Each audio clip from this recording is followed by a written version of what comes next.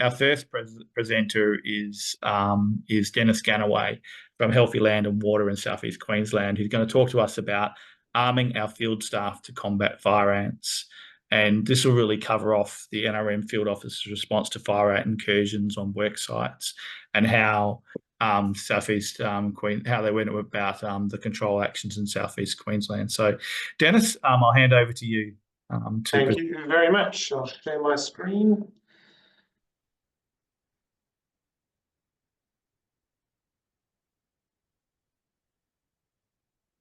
Great. So everybody's seeing the page clearly? Yes, that's great. Excellent. Well, thanks very much for the opportunity.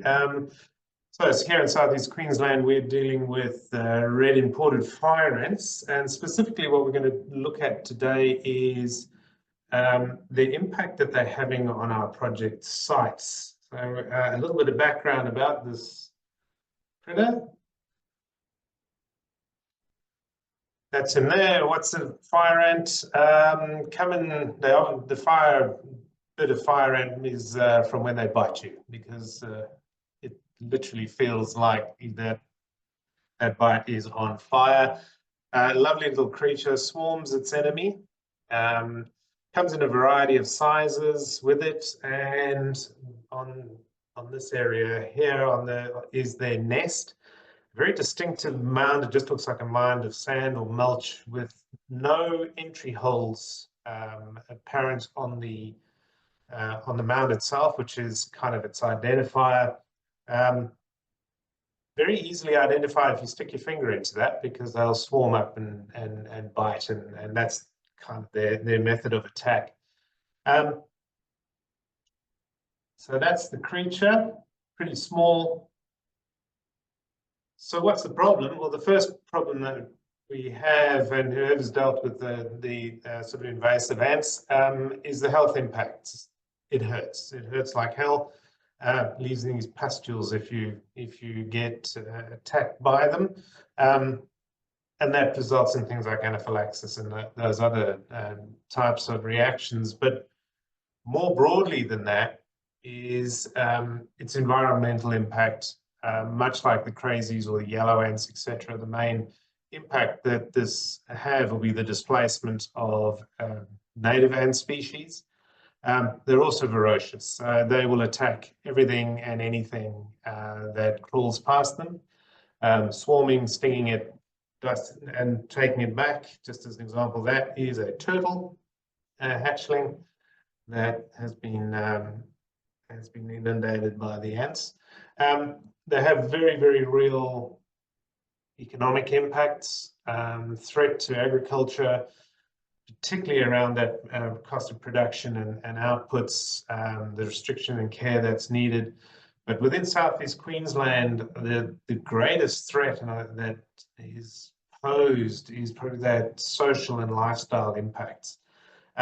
Texas and those areas where fire ants have really got away, we've seen reports of school fields being shut down and parks being shut down for use, simply because of the presence of the sand around.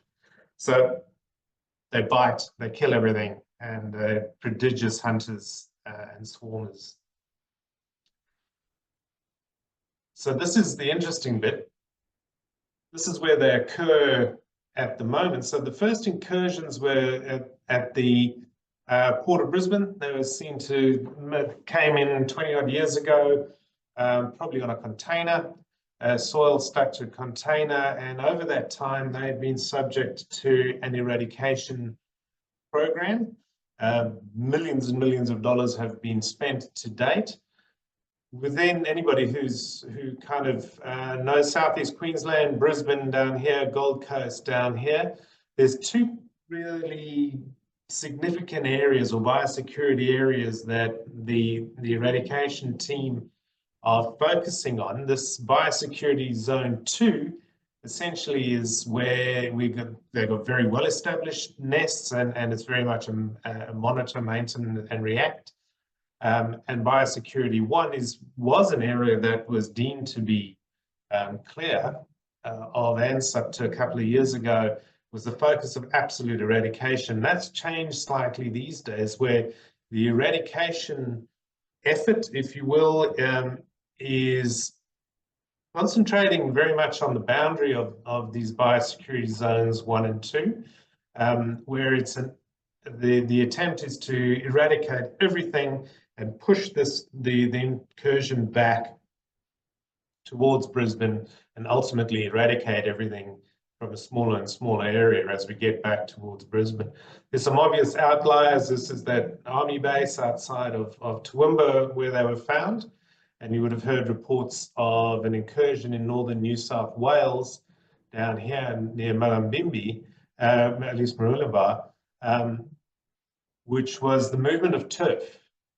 Now, this is obviously the eradication, from the eradication point of view, this has meant that there's now a complete ban between the movement of turf and soils between Queensland and northern New South Wales in an attempt to stop that. For us as an NRM, our biggest concern is these numbers here, where we're seeing 4,500 and 6,100. That's the amount of nests that have been reported over the last 12 months. These two very high concentrations of areas correspond where we've had a lot of new housing development. There's a lot of soil being moved around. They also are our peri-urban and agricultural areas where a lot of our work, like stream restoration, tree planting, etc., occur.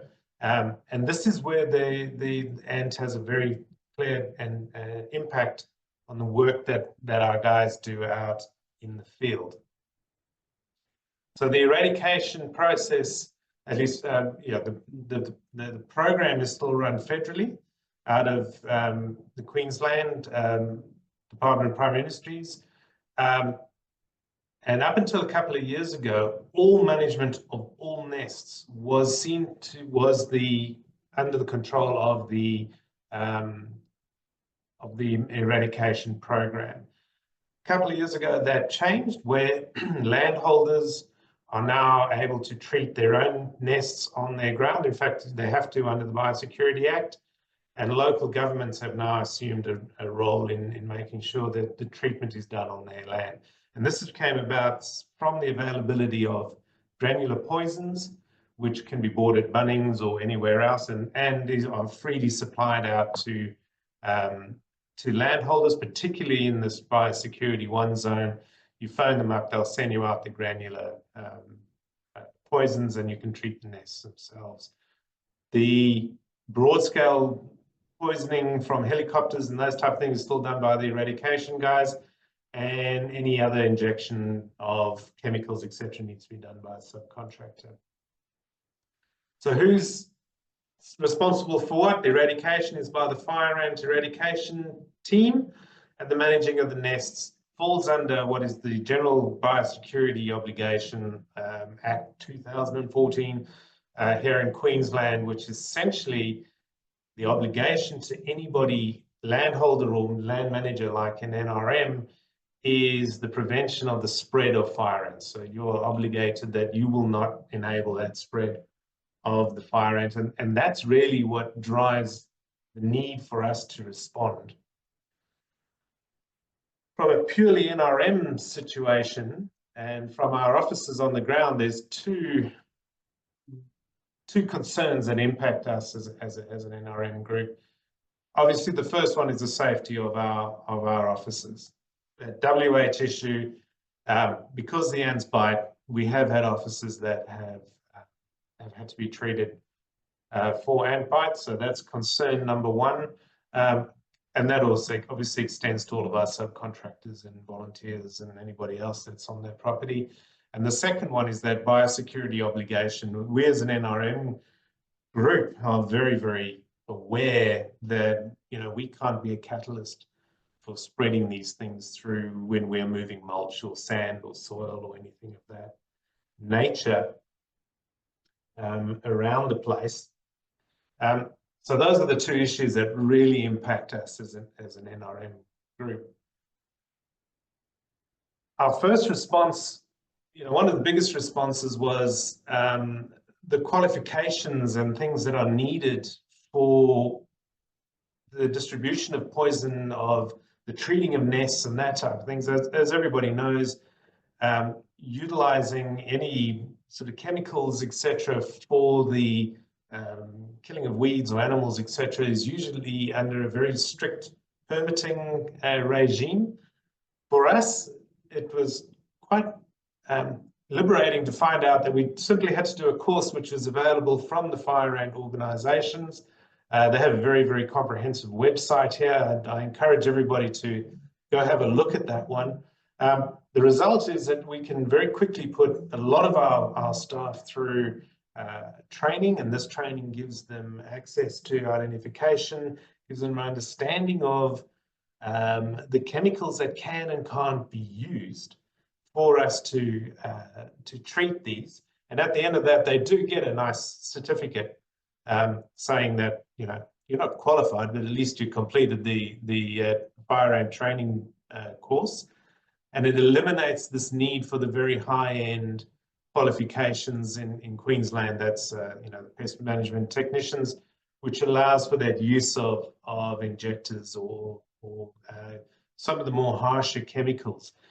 What this certification does do is it gives us confidence that when we are handing out granular poisons to all of our officers, and every one of our field vehicles now has a 1 kilo bucket of granular poison and fire ant poison, courtesy of the fire ant eradication staff, we are confident that they are quite safely using and applying that poison, and we're not going to do harm outside of our target, which is that fire ant. And it's a very simple process of getting a cap full of this granule, sprinkling it over the fire ant nest, and watching that nest disappear in about 3 days to about a week. Generally, that nest is gone. There obviously is the discussion, does it impact other ants, etc.? And the answer is yes, it does. But a targeted approach then really reduces that risk quite substantially. Dennis, we just need to move through a bit more quickly for the next couple of slides. slides. No problem, getting there. The other part is that we need to be very, very clear with our landholders that the NRN group is not the group that is going to treat all of the fire ants on their property. So this is the black highlighted area is our access agreement, which says that, you know, if we find a nest, we're obligated to report that you have fire ants, but we're only going to look at those nests that are within the project site, not beyond that. We're not wanting to set ourselves up as fire ant management across broad scale. So what do we do? Well, if we know there's an infestation, how many nests are there? Few nests allows us to do some very clear work and understanding of, well, we're just going to go and sprinkle some poison on and it should do it. But if we're finding more and more nests on the ground, we got to take some serious considerations of what the impact of that is going to be on our project costs, particularly for external funders. And we may have to take a very difficult decision as to whether it's feasible to undertake that project at all if it's going to blow our budget out too far. Similarly, what happens when we find a nest during work, so we stumble across it? Real takeaway of this is we have to then stop work immediately and undertake an investigation to ascertain how that nest got there. Was it there and we just didn't see it, or did we bring it in on soiled, etc., and take remediation action from that? And again, that has a huge implication on the delivery from a budgetary point of view. That's it. Thank you very much. Very happy to take any questions. Thanks. Coming up. We'll run those through to the end session so we can do all the Q&A in one lot. But thank you very much for your presentation.